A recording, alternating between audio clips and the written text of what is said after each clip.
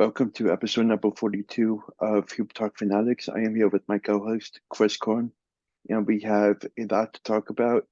Um, we will be diving into the Big 12 Big East Conference, this weekend's biggest games, plus a look at next week.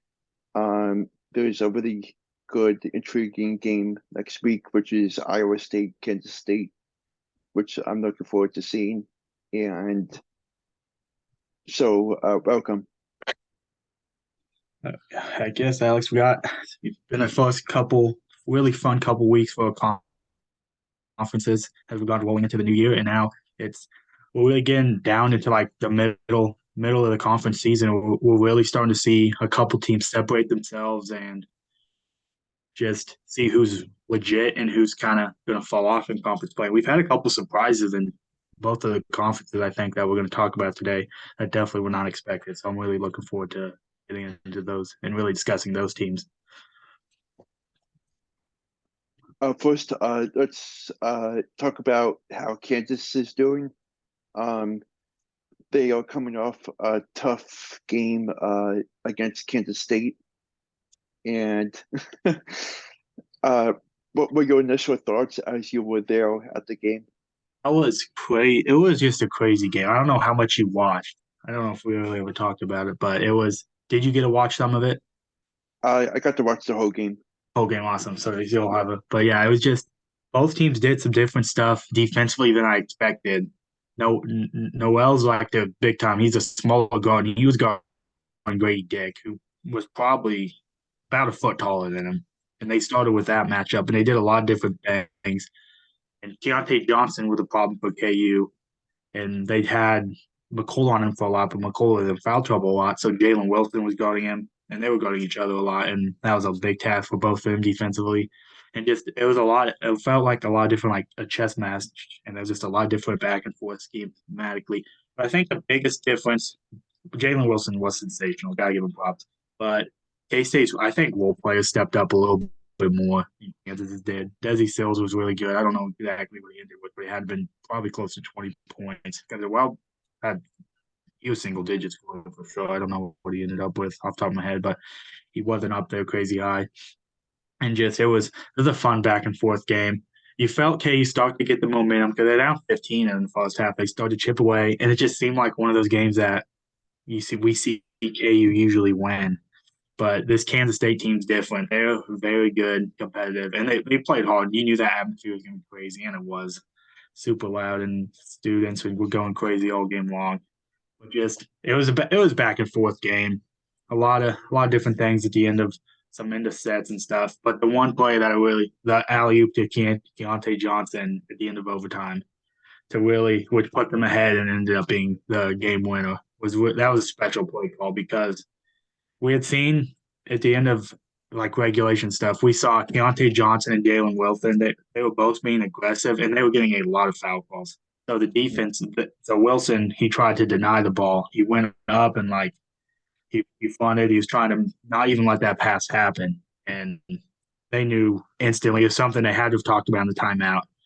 Keontae just gave a little nod, I think, and he just went behind back door and got a great pass from Noel to get the alley oop, and it was right on top of Wilson. That picture is gonna haunt me for a while, but I love the play call and it got them to win. But they got big stops too, big stop on the other end, and they got stops at the end of regulation, a fourth overtime even. So big stops on the defensive end, and it was just a slugfest of a basketball game. KU played without three starters at the end of overtime, and that ended up being a big factor as well. But you got to give props to Kansas State. The reason Kansas State wasn't as much foul trouble, they were a little bit deeper and they played more guys. KU really played like seven guys, and they didn't want to even play any more than five unless they had to.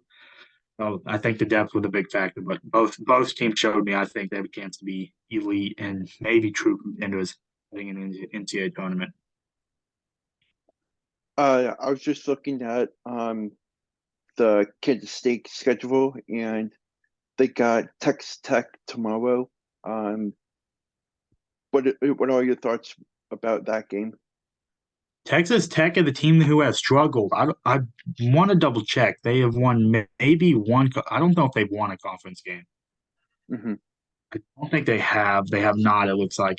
But they've put up some good fights. They lost a close one against Kansas a couple weeks ago. They battled against Baylor. I think Iowa State they got smacked a little bit. But yeah, they lost at Texas by 2, a game they really had a chance to get. A close loss against Oklahoma, a close loss at TCU. So they've lost 5 conference games by 7 or less, a couple of those being one possession ball games. So, I Hmm. mean, at the end of the day, you have to be able to find a way to win a couple of those close games. So it does say a lot about maybe their personnel and the way they've played that you're just not getting it done. You can't just that to the ball didn't bounce your way. Like you gotta step up and make a couple of these plays in the stretch. But I mean, they've played okay in a lot of these games. It's just to beat these. We know how good the Big 12 is. To beat these good teams, you have to be better than just decent.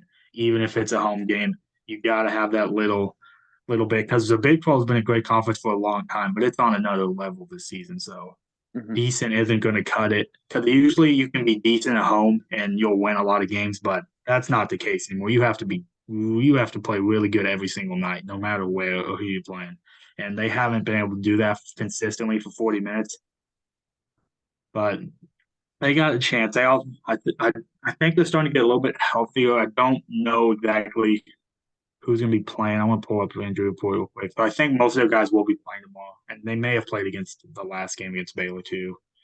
I just don't Hmm. know off the top of my head, but I think they're in a good spot to really. I don't think they'll beat Kansas State by any means. I expect Texas Tech to lose, but I think they got a chance. I mean, it's not. It wouldn't shock me if they won, but Do you that's a think? tough matchup for them. Do you think it will be like the game against the Texas Longhorns a couple Saturdays ago? I do. I think Texas Tech's going to play them close because we saw K State's other 2 home games besides Kansas. They went to overtime with West Virginia, who was Hmm. quite frankly not that good of a team, all things considered. And then K State struggled against Oklahoma State, which Oklahoma State's been pretty good. But those are 2 of the bottom teams in the Big 12, which, if you can call it a bottom, I guess they're all pretty good. But Texas Tech is another one of those teams, and they've shown that K State will allow these teams to play in close games with them. They found a way to win at home so far in the conference, which is so important.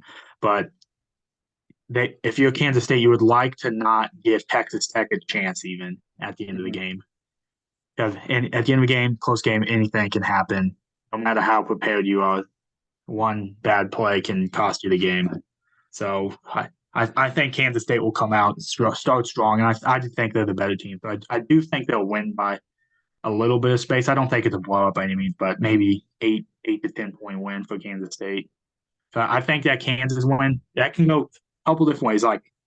They they were excited, they celebrated, they had fun after the game. Like it's a huge win for them. But there's still 2 months of basketball left to be played, and that win shows them. And I think Jerome King's a good coach. To really, that's just one game on the schedule, and they got to keep. You got to flip that switch immediately. They've already done that, preparing for this game, but really flip that switch and really focus on how they can continue to get better, because they do still have areas they need to improve on as they head down the rest of the Big 12 play and get ready for postseason. But I think you got to bring the energy and you got to play this game with as much intensity as you did that game. I think for them to really be successful. So, what are your thoughts on the Iowa State game tomorrow against Oklahoma State? So that's a good one. Let me pull it up. I don't know. Do you know where it's played? I don't It's have that being up right now. played at Stillwater. At Stillwater. Okay, so Oklahoma State Yeah. is a slight favorite, I see. So Hmm. that's interesting. Oklahoma State's been good. They we already talked about the K State game. They almost won. They were 15 in Allen Fieldhouse at halftime. Hmm. So they've been playing well. Bryce Thompson's been really good. I think Oklahoma State's gonna have a good chance to pull this one off. It's tough saying that you need to win, but some of these bottom teams in the Big 12, they need to start getting some of these wins now to help their Hmm. NCAA tournament resumes. We all talk about all 10 of these teams are arguably good enough to make the NCAA tournament, even the bottom few teams we talked about. But you have to start getting wins Hmm. now. Like these wins in January will really, like if you can get a win over Iowa State, maybe some upset Kansas here at some point, like getting a couple of those wins will mean a lot to, on Selection Sunday. So it's all about finding ways to play good basketball throughout the next 2 months. And I do expect Oklahoma State to pull off. I want to. I mean, they're favorites. They can't really call an upset, but I think most people would expect Iowa State to win still. Hmm. And I'm really interested to see how Bryce Thompson, for Oklahoma State Bryce plays. Thompson, he's been really good. Yeah. They did beat Oklahoma Wednesday. Hmm. That was an impressive win, and that was their second conference win. So they're starting. Maybe they can build on that. You won by 15 at home against Oklahoma, so like that's an. I mean, Oklahoma struggled a little bit too, but that's a good win. You got up and you controlled the game, and they were able to do that. So yeah, this is going to be a fun one. Bryce Thompson's had a great season. I want to see he's averaging 12 points per game, but in conference it feels much higher from when I've watched him. Kansas he put up probably 20, and then Wednesday against Oklahoma he had 19 points, 9 rebounds, and he's Hmm. he's doing a little bit of everything for this team because they don't have been, but they've all stepped up. They lost most of these Oklahoma State teams in the past have had more of a traditional point guard. And I don't think they necessarily have that. But Bryce Thompson stepped up, Avery Anderson has stepped up. And I think this Oklahoma State team's in a good spot where they have a chance to, if they can defend home court, they're going to have a chance to really rattle off some wins, I think, in the next Hmm. couple weeks. So, any other Big 12 games that stand out to you this weekend? TCU Kansas will be interesting. TCU just lost I think they lost at West Virginia Wednesday. I Yeah, think they it was did. Wednesday. Yeah, they lost at West Virginia. Hmm. And they were coming off a big win against Kansas State on the fall. So last Saturday they beat Kansas State by about 20. Hmm. So now, but it's in Lawrence this time, and it's going to be winning an outfield house is always tough. But I do expect Kansas to win that one pretty easily. Um, but Texas at West Virginia is interesting to me. West Virginia is always one of the toughest places to play. They're a 3-point favorite against Texas as well, which is doesn't make a ton of sense to me. But we'll see how that one goes. But I think every road game's tough. Oklahoma's favored against Baylor too, so all the home teams are favored this weekend. Even though three of them, you would say Oklahoma State, Oklahoma, West Virginia, would be considered not the superior team, or like even in discussion to be better than who they're playing at this point in time. But like that just shows how tough road games are in the Big 12. So but on the flip side, we've talked about how some of these home teams need to get wins. Being able to win on the road can say a lot about a team's title chances, I feel like. Because in an NCAA tournament, yeah, it's not true road games, but you don't have the comfort of playing in your own building in front of your own fans. Like fans will travel, but like you've got to be able to win away from home in tough environments to really prepare yourself for the ultimate goal of going deep in the NCAA tournament. So yeah, it'll be interesting to see which of these teams in the Big 12 can get big road wins this weekend. Uh, Going to the Pac-12, there's a really big game tomorrow between Arizona and UCLA. I'm really looking forward to watching that one. Um, and I think that it's going to come down to uh, the last 10 or so minutes of the game.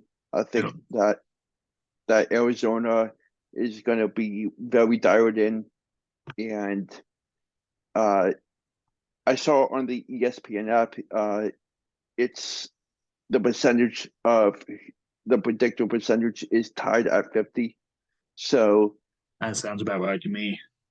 so I'm pretty sure this game will go down as one of the best games this weekend. Um, and I'm not sure if there's any other game that this will be the biggest one this weekend. I agree. This should definitely be the biggest game of the weekend. Arizona struggled a little bit in conference play so far. So Hmm. it'll be interesting to see how they kind of bounce back. Because they've lost 3 games already in conference. UCLA still undefeated in the Pac-12 play.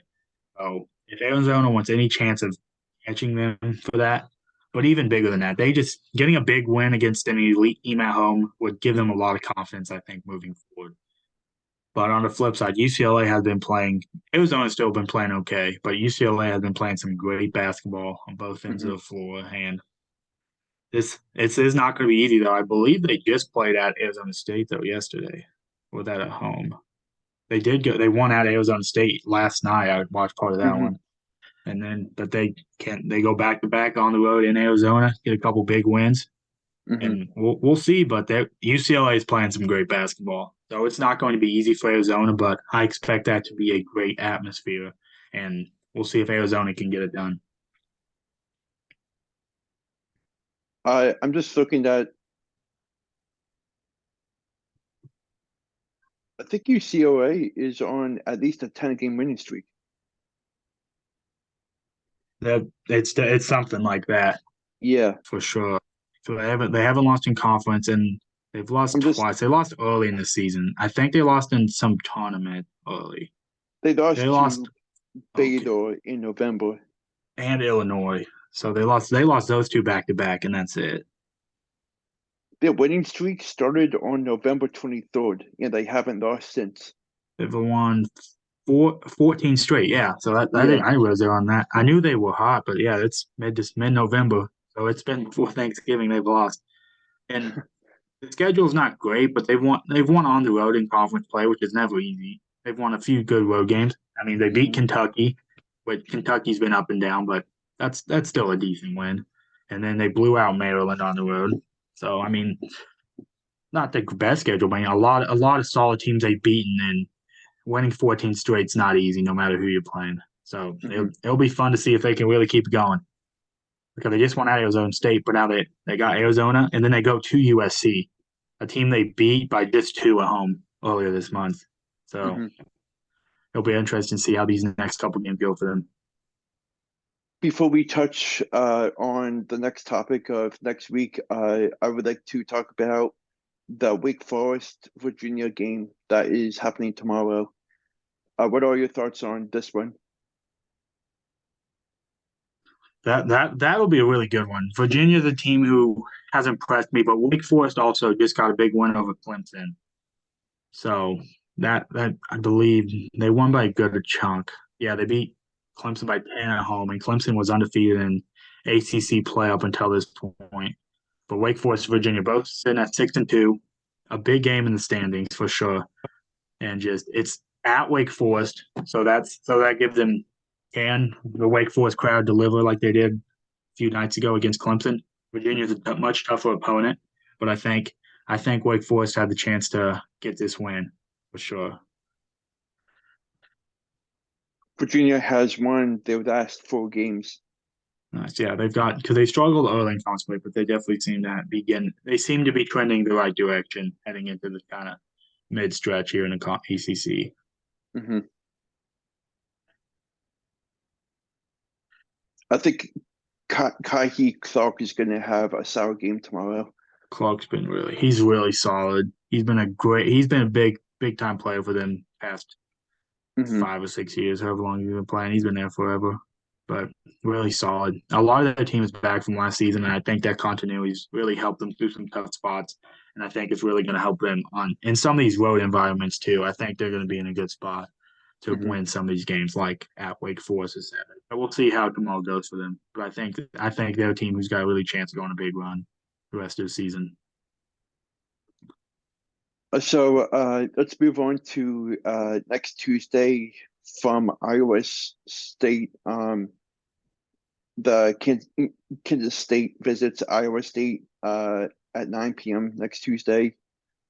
That one should be a tough one for Kansas State, but I wouldn't be surprised if they come out with a win.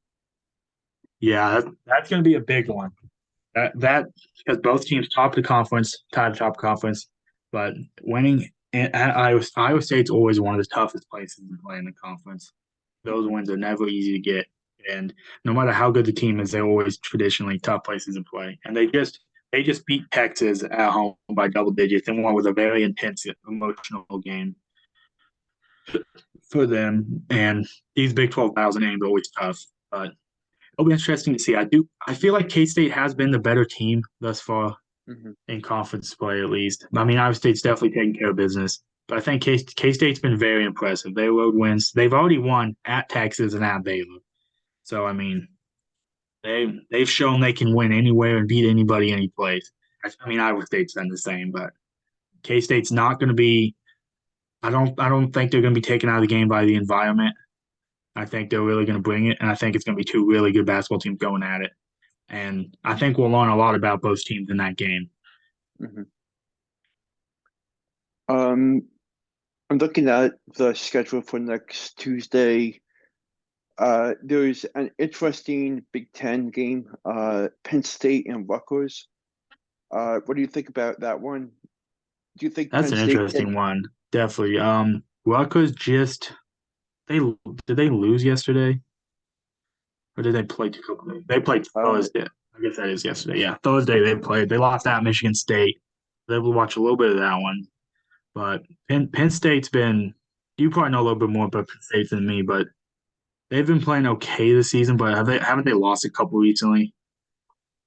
um, They did have that big win against Indiana, actually. yeah, Indiana's been struggling though, but they beat Indiana pretty good. I'm not going to hold that against them, but they they have played beat some teams in conference though they already. beat Iowa on New Year's Day. They lost to Michigan. They lost to Purdue. They beat Indiana and they lost by 3 against Wisconsin.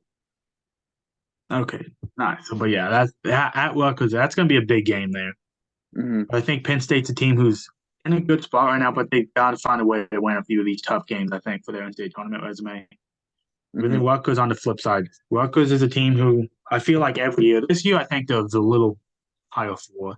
But every year they sometimes they play great, and then sometimes they just have awful nights that you can't explain. I don't. That's not. I don't think it's quite as bad this year.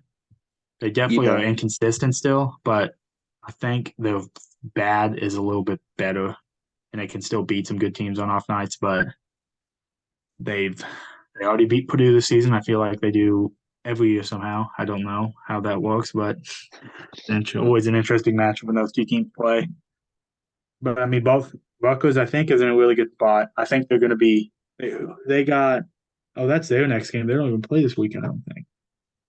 Yeah, they don't play. They're off this, so yeah, they don't play this. That's their next game too. So Rutgers is going to be really locked in. I think after losing a tough road game to Michigan State. So I think Rutgers will win that game. But I mean, Penn State's got the players that I think make it very tough. Hmm. Uh, and there's one other game, Xavier and UConn will be a battle. That's a big one. That is a big Yeah. one for both teams. Xavier just lost their first conference game, didn't they? They Uh, did lose at DePaul. Yeah, yeah. they did. So they lost at DePaul, and then UConn's a team who has lost a lot of games recently. They've lost. Hmm. They're probably below 500 conference play, if I remember right. They're 4-5 in conference play. But it was something we even talked about, I think, on our last episode when we talked about them. They've lost. The St. John's loss is bad. That one's concerning. That was right after I think our episode. But they've they've lost a lot of tough road games. Hmm. That's something we talked about for the Big 12 and the Big East. It might even be more true. Road games are so tough to win, and UConn has not been able to do it thus far. And then when Hmm. you add in not being able to win away from home with a really bad St. John's loss at home, that's not a good recipe for success. I mean, they've got Butler and then Xavier at home. They Hmm. have to take care of them in these games. They want to be that.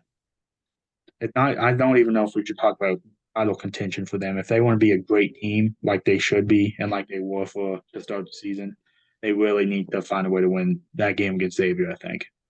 Hmm.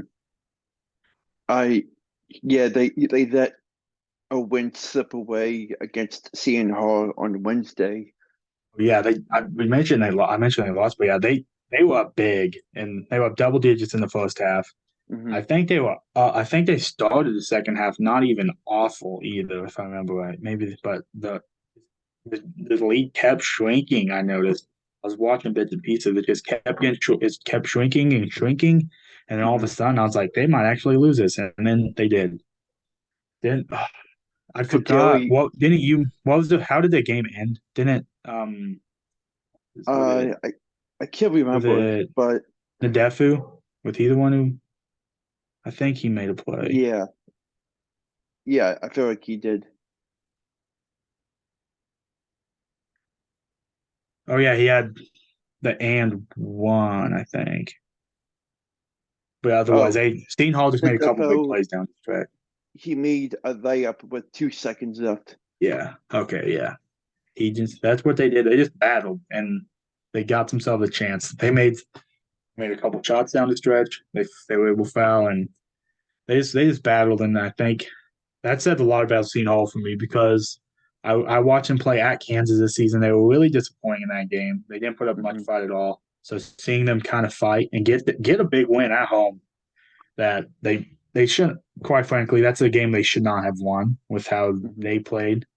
But UConn made mistakes, and Seton Hall kept fighting and kept staying just within striking distance, and then they were able to get the lead down to where they had a chance to win the game. They made the plays at the end, and that's very impressive. And it's on the flip side of that, it seems like a handful of games UConn has lost that they haven't quite blown it. I don't think a huge lead like they did that time, but there's been a couple games where they've been very disappointing. I think. Hmm. Uh, it's definitely going to be a very interesting next week and a half, and I'm looking forward to uh,